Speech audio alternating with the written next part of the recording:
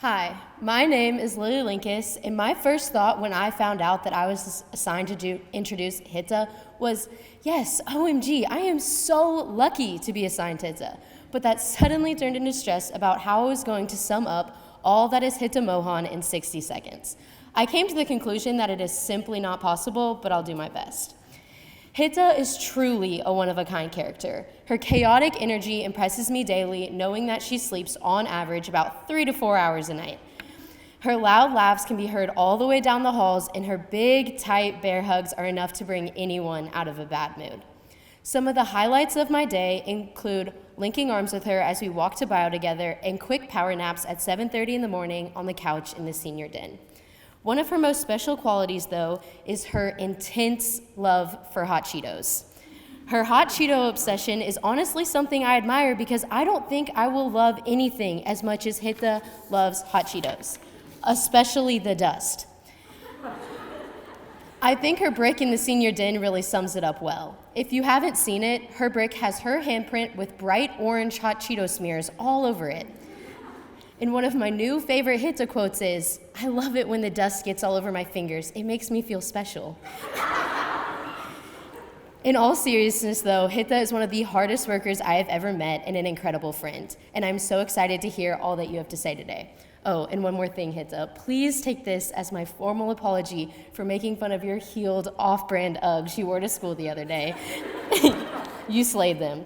Okay, now without further delay, please give it up for the one and only Hita Rose Mohan.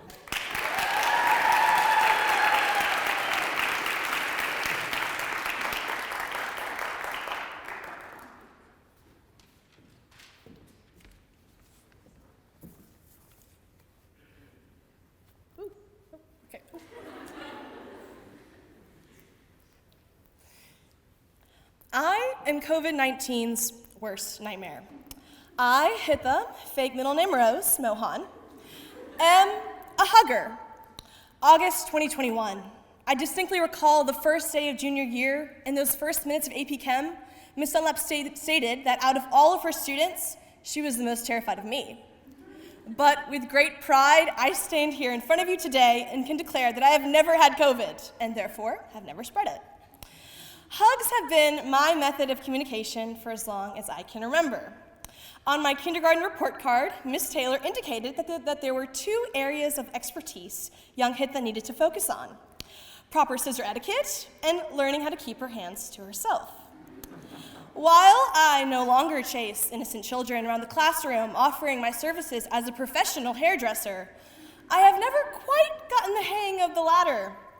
While others may choose to give a slight smile in passing, or perhaps even Mr. Stone's repeated marker tapping of the head, I most likely will come into your personal bubble to wrap my arms around you and squeeze tightly.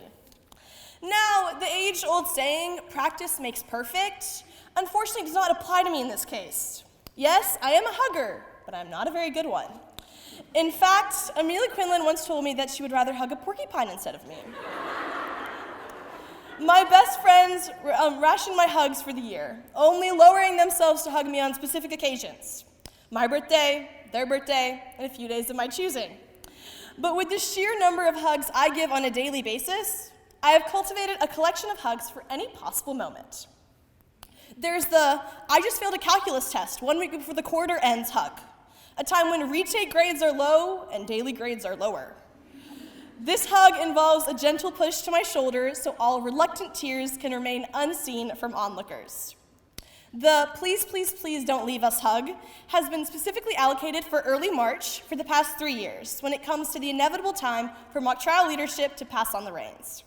We circle together, hold each other close, and celebrate the beauty we created in and out of the courtroom. The walking to class hug must come with premeditated apologies, as the attempt to keep our arms on each other's shoulders usually result in colliding into everybody in the halls, causing a laughing, loud ruckus that St. Mary's always welcomes. However, in each hug, there is a moment of uncertainty. My steps falter, and I'm unsure if I'm making the right choice. And sometimes I do stop, recognizing that maybe this is not the time nor the place. But other times, most times, I muster up the courage and take that final step forward. Because no matter the circumstances, there's always one moment that makes the awkward fumbles and rearrangement of squished hands worth it. Our muscles slowly relax as we take on the weight of each other, and for those few short moments, we are both secure. You see, I've always connected to people differently. As a child, days spent frolicking in the park always ended with my mother forcibly dragging me down the red slide as I tearfully shouted goodbyes to my best friends, all of whom I had known for about 30 minutes. In middle school, my dear parents signed me up for an intro to statistics class at the University of Memphis. Having not even taken Algebra 2, I remember nothing of actual math. Rather, what I do recall is laughing at the dining hall with college underclassmen during lunch when the 6-year age gap should have left nothing in common between us. With this talent of easily connecting with others, I found myself with a new ability: reading others, engaging their feelings within a particular social situation. Now, I'm not saying I'm telepathic and I can read your every secret, but rather each time I enter a room, my eyes flicker from person to person, looking to see if anyone is uncomfortable. And usually, there is. By nature, we have become more used to considering only ourselves, in order to minimize the waves of disturbance around us. We push down our natural instincts to care for others. And this indifference is seen everywhere. We do not speak up when we stand in front of a woman being assaulted on a Philadelphia train. We nod at the news of another life taken by COVID-19 and then apathetically ask, was he taking the necessary precautions? And perhaps less noticed are the people at the back of the party with whom no one is talking to. Those are the people I like to hug the most. Because we all know how vulnerable it is receiving a hug, but so is giving one. And it is that, the show of shared vulnerability, that I aim for every day. And so, even if they get it wrong sometimes, I will continue to give hugs. Because as someone who's been on the receiving side, I know that those few precious moments can remind us that we are never alone. To my loving class of 2022, and the teachers who double as friends, thank you for letting me share myself with you, and for never hesitating to return my hug. Thank you.